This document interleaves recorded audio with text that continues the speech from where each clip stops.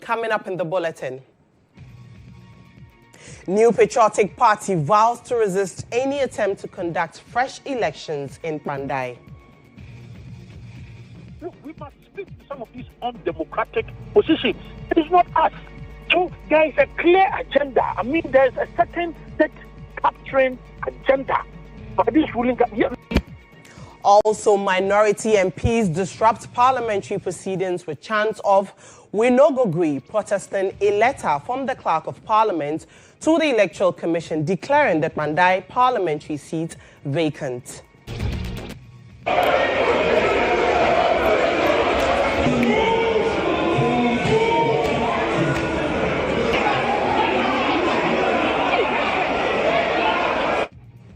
Also, Media Foundation for West Africa raises concerns over what it describes as growing pattern of state-backed arrests and detentions of bloggers and activists under the pretext of combating false news.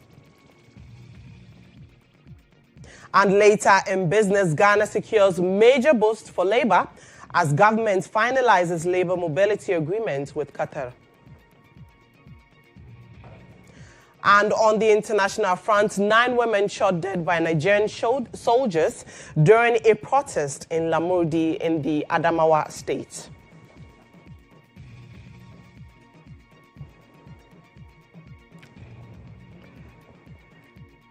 We have details of these and many more, including sports and entertainment. Stay with us.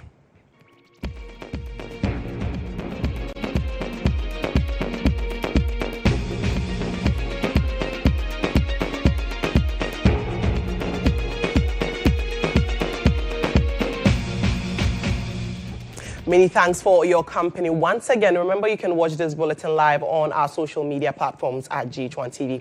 Now, we begin from Parliament as the House has approved the 2026 budget estimate for key ministries and constitutional bodies, despite attempts by the minority side of the House to obstruct government business.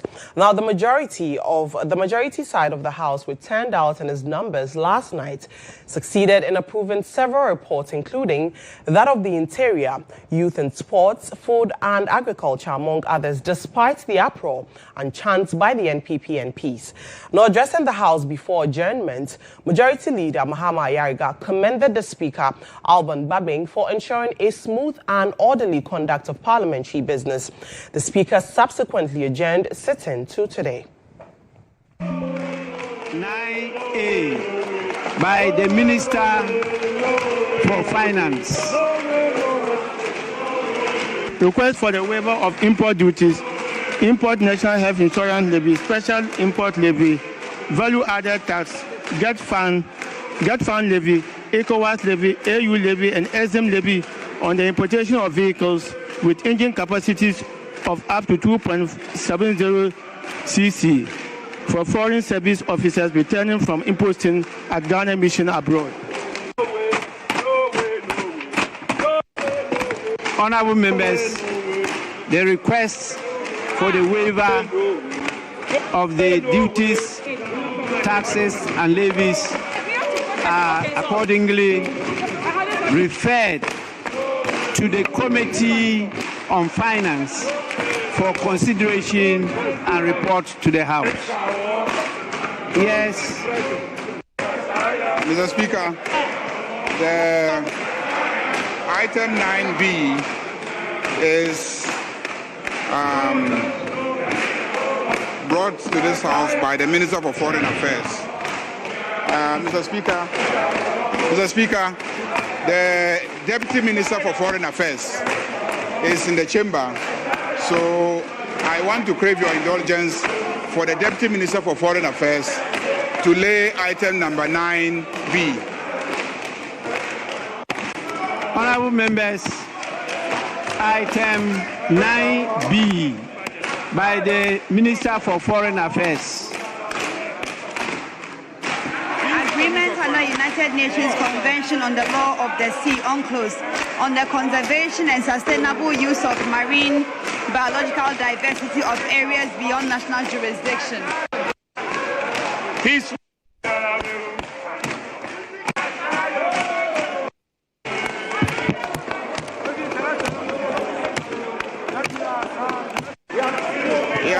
Mr. Speaker, we will now take item 25.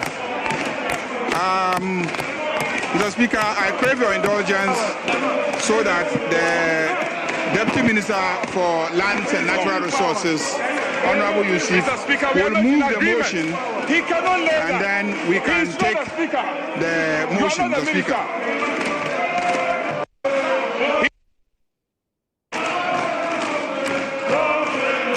Honorable members, Mr. Speaker, the chairman of the committee will move the motion. Honorable members, item 26. Item 26 is supposed to be presented by the chairman of the committee.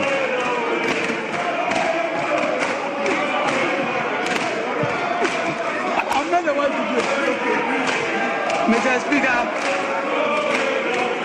I beg to move that this House adopt the report of the Committee on Lands and Natural Resources on the allocation of the sum of 2,108,555,490 Ghana cedis for the services of the Ministry of Lands and Natural Resources for the year ending 31st December 2026. I so move. Mr. Speaker. Yes, move.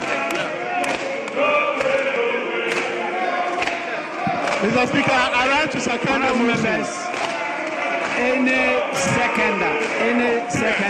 We will allow any seconder.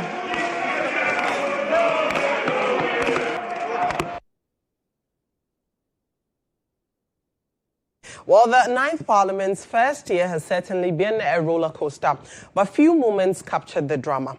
Quite like the recent chaos that we just saw sparked by the minority's fierce protest, which was complete with walkouts, chants and table banging, culminating in a display of defiance that left the House divided and many questioning whether the Speaker's authority was challenged.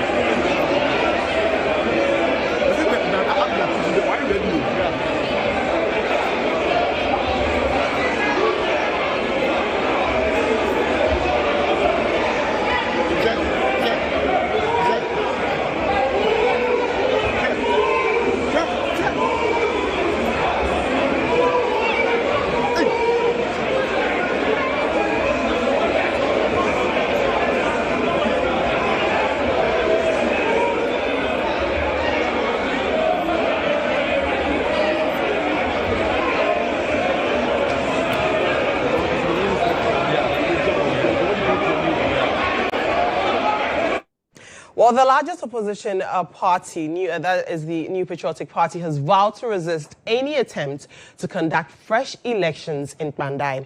This follows Parliament's decision to notify the Electoral Commission of a vacancy in Pandai in respect to a ruling by the Tamale High Court, which ordered a rerun of the 2024 elections in 30 days. Speaking to Star News on the back of this, national organizer of the MPP, Henry Nana Boache, accused the Mahama-led government of using the courts, I beg your pardon, to undermine the country's democracy. We must speak to some of these undemocratic positions. It is not us. So there is a clear agenda. I mean, there is a certain state-capturing agenda. But this ruling, look, we had the elections. You were voted for overwhelmingly. It doesn't mean we sold Ghana to you. It doesn't mean you should be undermining democracy. So that we will weaponize these state institutions, and then we will also go behind some facts.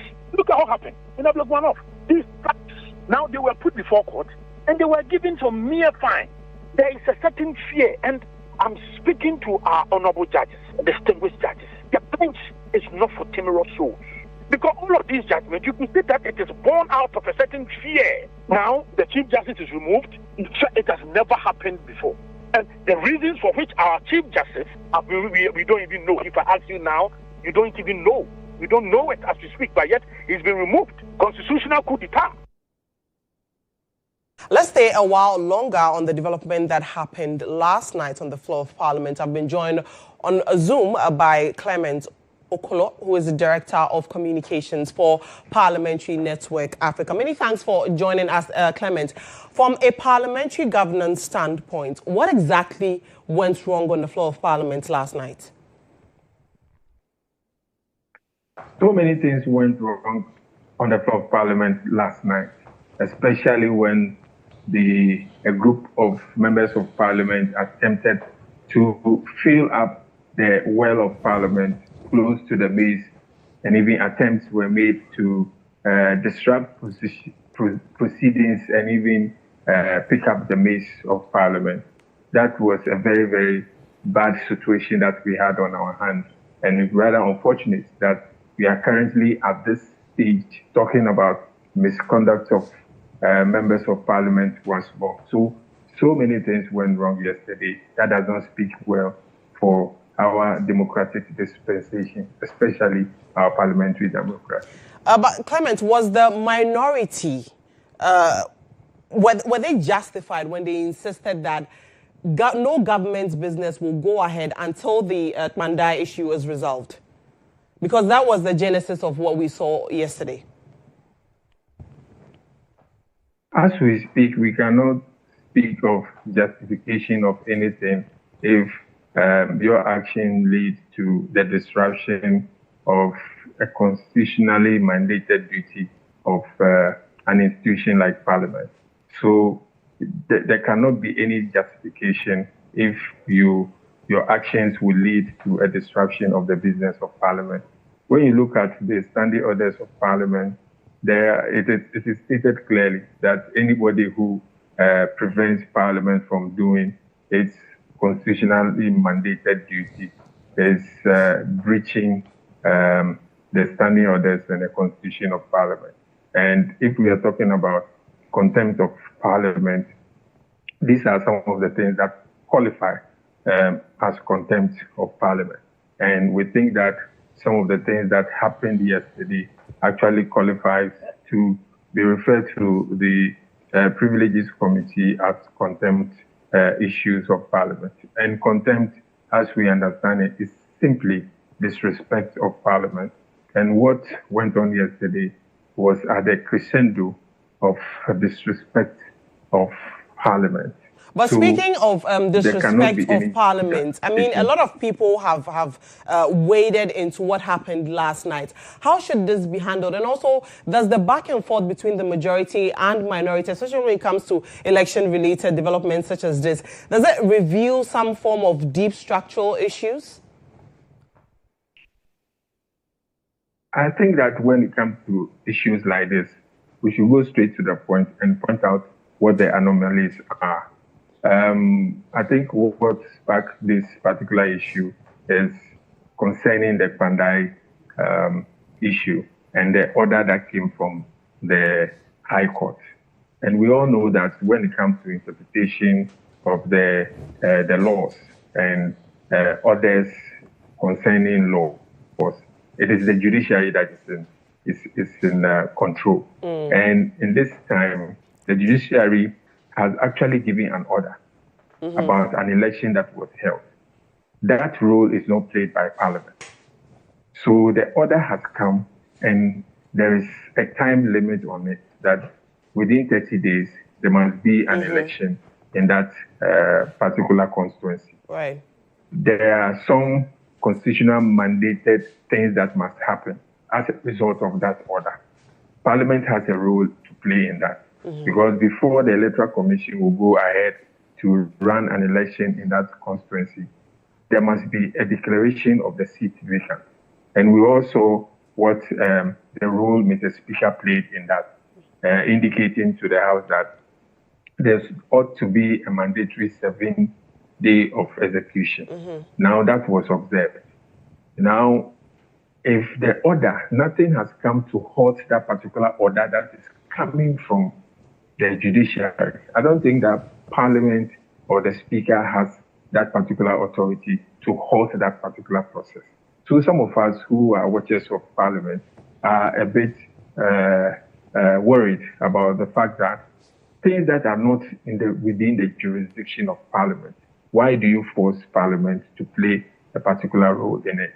I think the rightful place for that redress to be done is the judicial arena.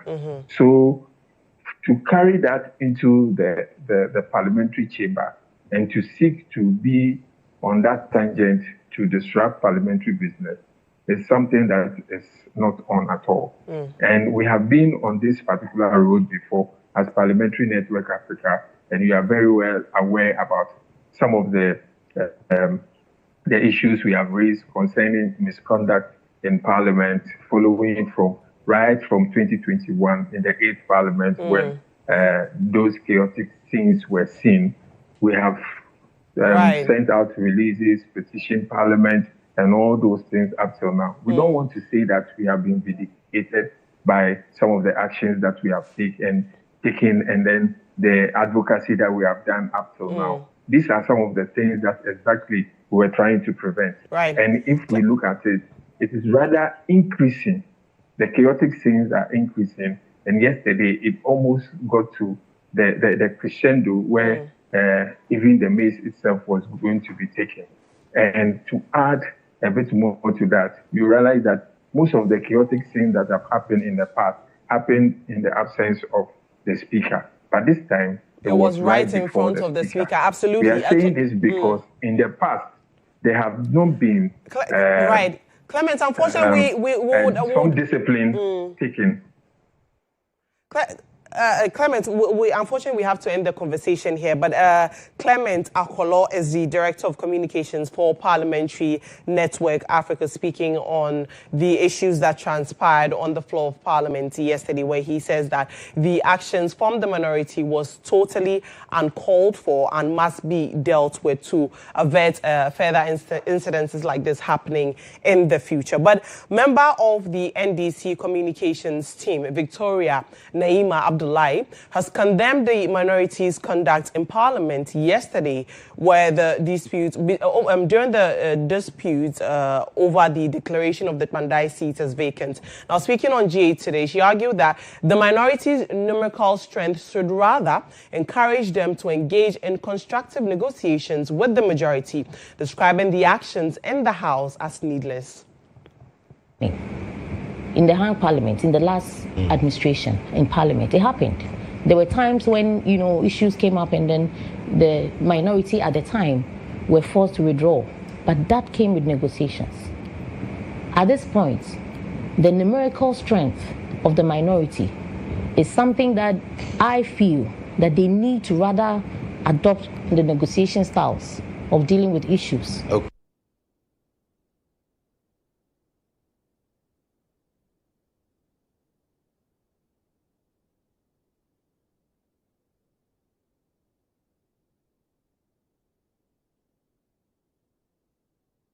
Away from Parliament, the Ministry of Foreign Affairs in Ghana has called out the Israeli government over poor treatment meted out to some delegates from Ghana who were attending a conference in Tel Aviv. The ministry has since invited the Israeli embassy officials in Ghana to convey displeasure while considering reciprocal actions. Here is the press statement that was released by the ministry earlier. The government of the Republic of Ghana wishes to express its strong protest and deplores the recent ill treatment meted out to Ghanaian nationals traveling to Israel at the entry port of Ben Gurion International Airport. The government has observed with great concern that since Sunday, 7th December 2025, Ghanaian travelers have been deliberately targeted and subjected to inhumane and traumatic treatment. On the day in issue, 7 Ghanaian travelers to Israel were detained at the Ben Gurion International Airport without justifiable cause. The detained included 4 members of a parliamentary delegation taking part in the ongoing annual International Cybersecurity Conference in Tel Aviv. They were only released after more than 5 hours of strenuous diplomatic intervention. The remaining 3 were deported on the next available flight and have since arrived in Ghana. The government of Ghana considers the actions of the Israeli authorities as unfairly targeting Ghanaian travelers and accordingly conveys its strong reservations against the humiliating treatment of our citizens at the Ben Gurion International Airport. It is worth highlighting that Ghana and Israel have enjoyed cordial relations for more than 6 decades, with considerable high volumes of unimpeded travel by citizens of both nations. The condemnable conduct by Israel authorities is extremely provocative, unacceptable, and inconsistent with our friendly historical relations. Following our inquiries, we find the justification provided by the Israeli government being an alleged non-cooperation of our embassy.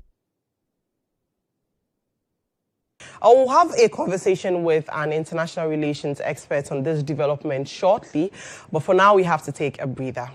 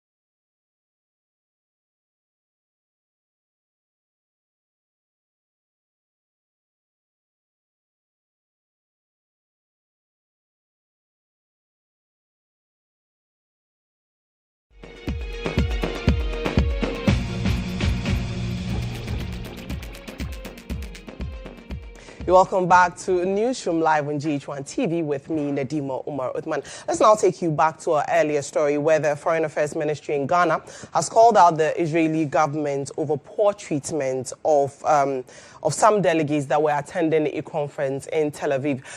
Joining us for a conversation on this is Dr. Ishmael Lovo, who is an international relations expert. Ishmael, many thanks for joining us. He joins us via phone. But Ishmael, how often does this happen that a delegation from Parliament is detained at an international airport and then subjected to what the ministry describes as inhumane treatment by another country? Thank you and good afternoon to your viewers and listeners. This only happens when the two countries have issues, that is, if the relationship is tense.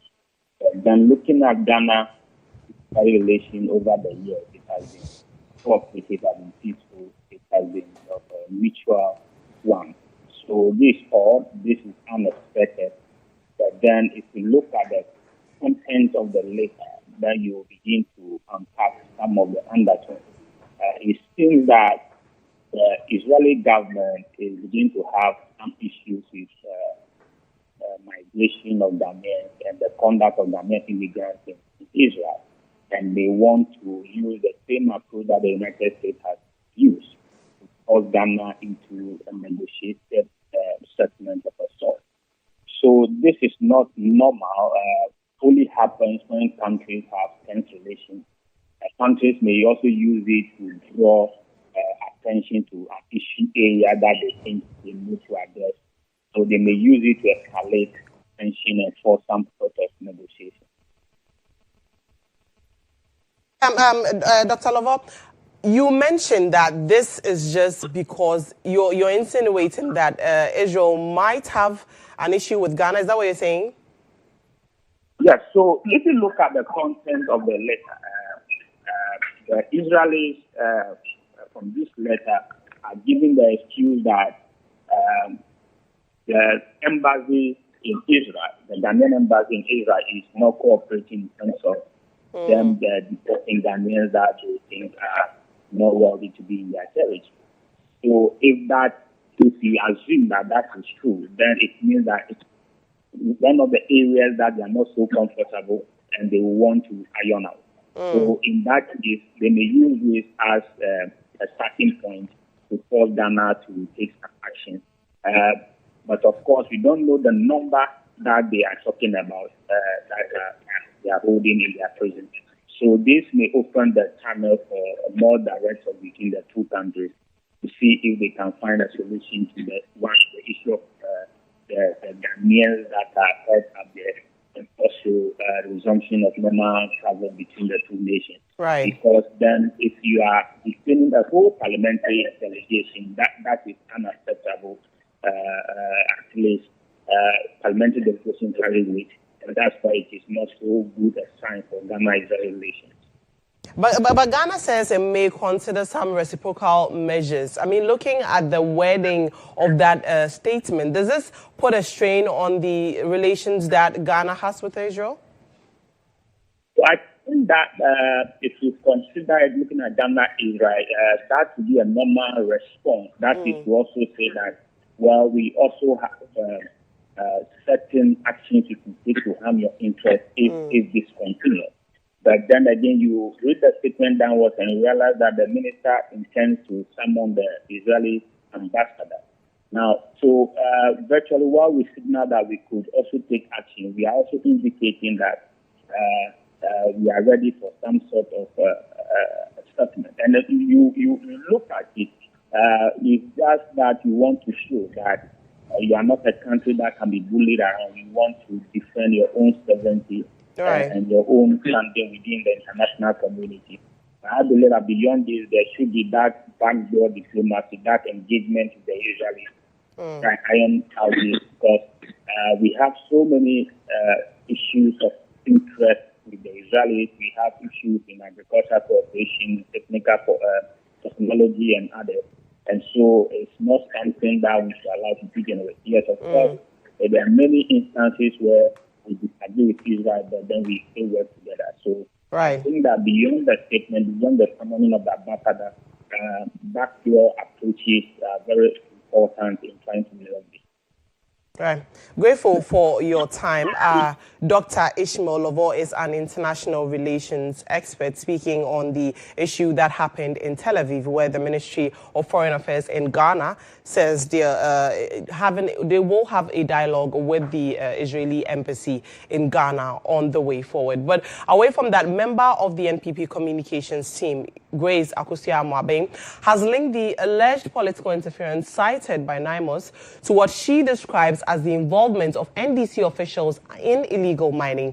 Speaking on GA today, she claimed that after President John Dramani Mahama warned his appointees not to engage in small-scale mining, some have allegedly turned to illegal mining instead. She argued that this is what has fueled the political interference in dealing with the menace.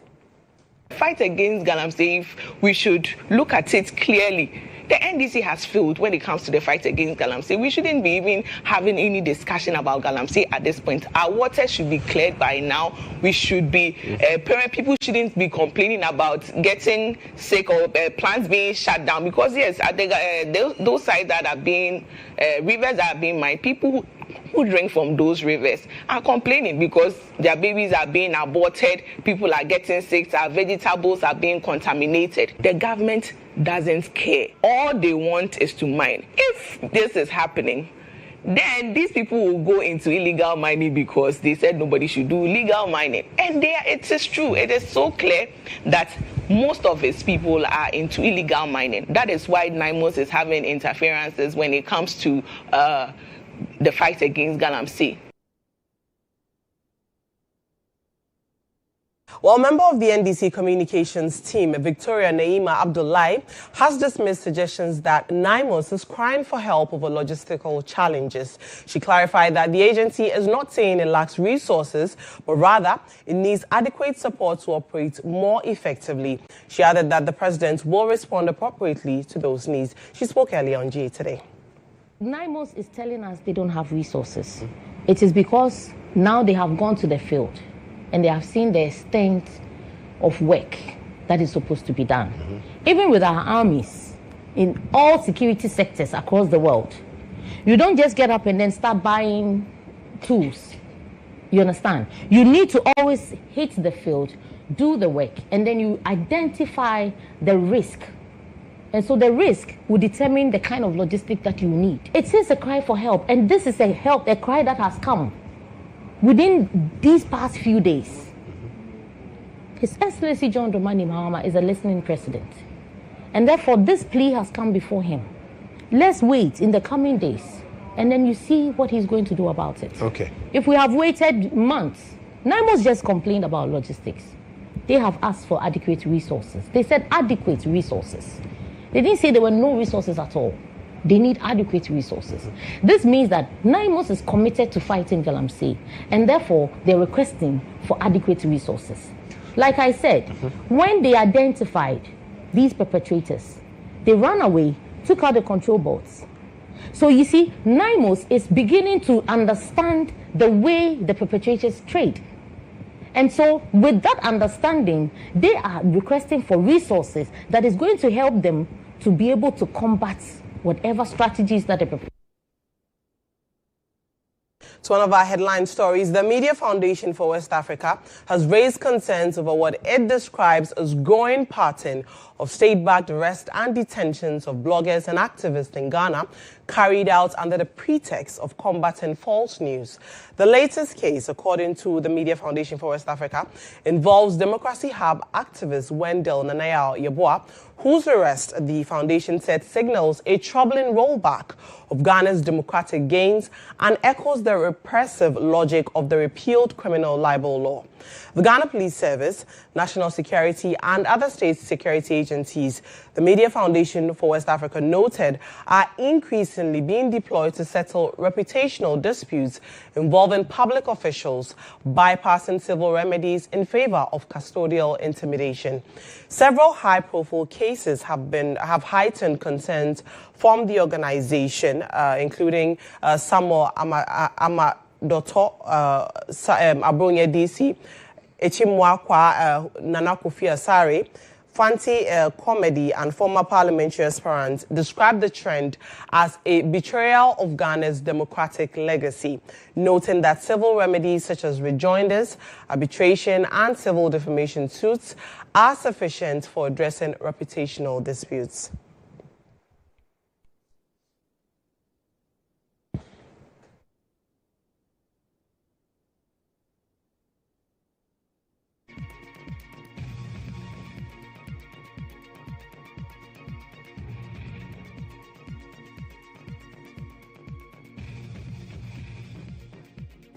Let's do some health-related stories now. As the Sector Minister, Kobna Kando, has announced the development of a centralized national health intelligence database designed to provide real-time data analytics, improve transparency, and support evidence-based decision-making across all levels of healthcare in Ghana.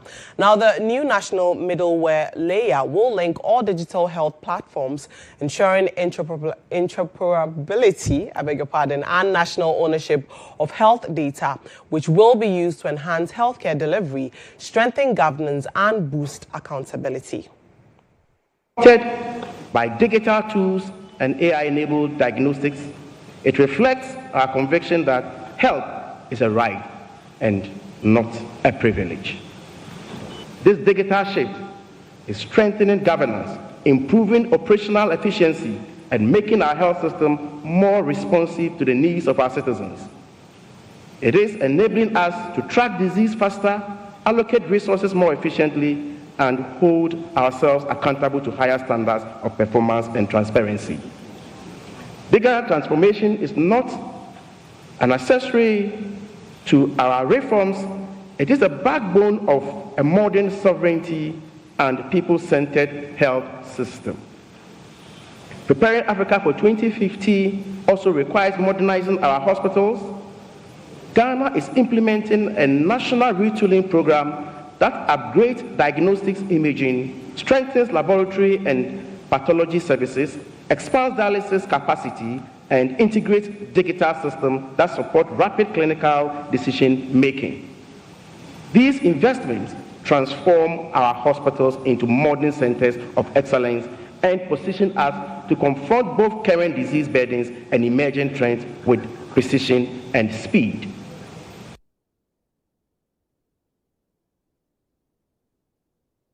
From health, a group of farmers at Klagon, a community within the Terma West municipality, are demanding compensation after the municipal assembly allegedly cleared their food crops along the banks of a stream. There's more in the following report. Farmers say the land was released to them by the Terma Traditional Council, and they've been cultivating it for the past 12 years. According to them, they arrived on their farms one morning only to find machinery destroying their crops. They claim the 10-acre parcel falls within the Klagon wetlands and suspects the area is being prepared for allocation to a private developer. Alhaji Haruna, who describes himself as a friend of wetlands, says the action by the Terma West Municipal Assembly contradicts the president's call for citizens to venture into agriculture. The kind of gutter that they are constructing now, I'm afraid if there's a heavy downpour, the residents of Committee 12 will be in trouble. Behind you there's 11.5 acre land. That is part of the Ramsasa at the tail end of Committee 12. People are trying to encroach into that place to construct houses. I've been crusading over this for a very long time. And when you go there, you will see heap of chippings, blocks, getting ready to go into this kind of construction of houses. They have sacked the farmers who are trying to feed the country. The leader of the group, Abdullah Amidu, adds that the destroyed crops include maize, okra, ayoyo, pepper, carrots, onions, cucumbers, and several others. He alleges the assembly is constructing a major drain as a prelude to handing over the enclave to a developer. The assembly, when they are coming, they never told us anything. We just see them, they are coming. They say they wanted to come and work. So when they are working, we can't hear them. So we don't know that whether they sell it or they didn't sell it. That is, we know that we are farming, and then they are destroying our crops. I produce maize, okra, ayoyo, pepper, onion, plantain, tomato, vegetable, lettuce. We work here about from 22 years now. We are here, and then Terma Traditional Council, they give us this portion. We are working. They didn't ask we anything. We just see them just coming. Not one invited us for something like that. Nothing. They didn't consult with nothing. GHOne TV with me, Nadima, Umar, Uthman. Let's bring you some business news now. The Business Brief is brought to you by CompuGhana, passion for technology. Ghana has secured a major boost for its labor force as the government finalizes a landmark labor mobility agreement with Qatar.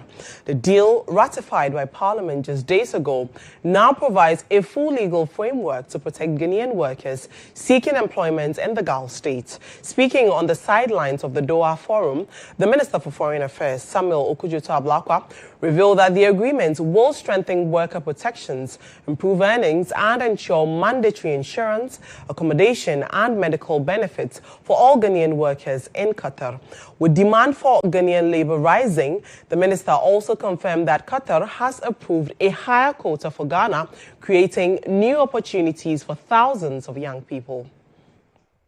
We are signing these labor mobility agreements, and what it does is that it guarantees safety.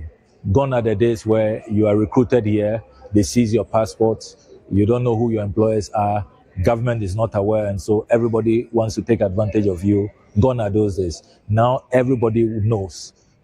It's been announced, it's been widely reported in all the media outlets here that there's a labor mobility agreement which has been ratified by the Ghanaian Parliament and the Qatari Parliament. The government of Ghana is aware. We have licensed recruiting agencies we are going to be using. And then we also have safeguards under the agreement to protect the rights and the welfare of all the Ghanaians we are sending here. So it is a golden era for young people who have skills, who have talent, and who want to explore the world and want to work elsewhere. This is the time. The government of Ghana will not leave you on your own for you to be exploited. We are going to be negotiating a lot more of these labor mobility agreements. We've already negotiated a few with Trinidad and Tobago, with Grenada. We are negotiating one with Saudi Arabia, with the UAE, and we are going to continue with these negotiations. We'll have them ratified. They will be fully binding so that employers cannot wiggle their way out. And at the end of the day, we want to make sure that we are not sending our workers to terrains that all of us are going to regret. Investigation Department, in collaboration with the Bank of Ghana, has arrested 29 people in a dawn operation targeting illegal foreign exchange trading in Accra. The joint enforcement exercise forms part of a nationwide crackdown to sanitize Ghana's Forex market and safeguard economic stability. Buying team from the CID Operations Unit and officials of the Bank of Ghana swept through major Forex hotspots in Accra, including Tudu, Circle, Airport and Osu.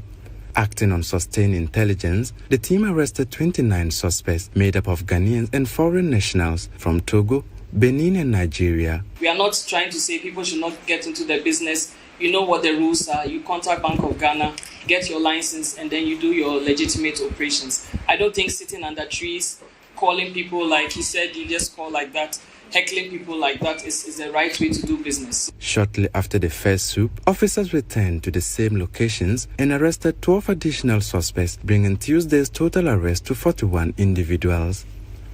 The operation led to the recovery of substantial cash exhibits in both local and foreign currencies. These include 1,266,770 cedis, 100,000 sefa, 3,338,570 naira, and 5,105 US dollars. All seized monies have been secured and will be handed over to the Bank of Ghana for safekeeping. Tuesday's raid follows a similar operation mounted on November 20, where 28 suspects were arrested at the Oxford Street and at the Kwame Nkrumah Circle area. In all, a total of 90 suspects have so far been arrested since this operation commenced in August 2025. 13 have been charged and brought before the Accra Circuit Court, while all cash exhibits have been secured and forwarded to the Bank of Ghana for safekeeping as investigations continue. According to the police, suspects have been processed and will be prosecuted after investigations confirm their involvement in unauthorized forex trading. We also urge all individuals involved in this illegal trade to desist, since offenders will be arrested and prosecuted. We also advise the general public to deal with the banks for all their forex transactions. The Ghana Police Service anticipates closer collaboration with the Bank of Ghana as efforts escalate to eliminate illegal foreign exchange activities. The Inspector General of Police has extended appreciation to the Bank of Ghana for its continuous support as both institutions intensify efforts to remove unauthorized forex dealers from streets nationwide.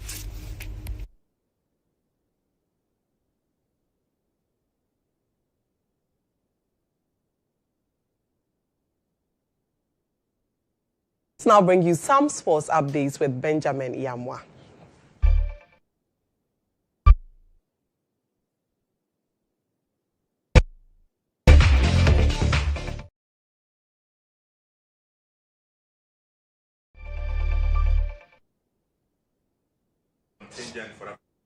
Have arrived in Luanda in Angola with a 70-member delegation of athletes aged between 14 and 17, with coaches, medical staff, and of course officials who compete at the 4th African Youth Championship fixed for December 10 to 20 in a multi-sport event. Richard Akpokavi, president of the GHOne, speaking ahead of the team's departure, described the mission as the clearest evidence of genuine collaboration. Ministry, as the ministry has fully funded this trip for Ghana. Ghana competes in athletics, badminton, three-a-side, that's basketball.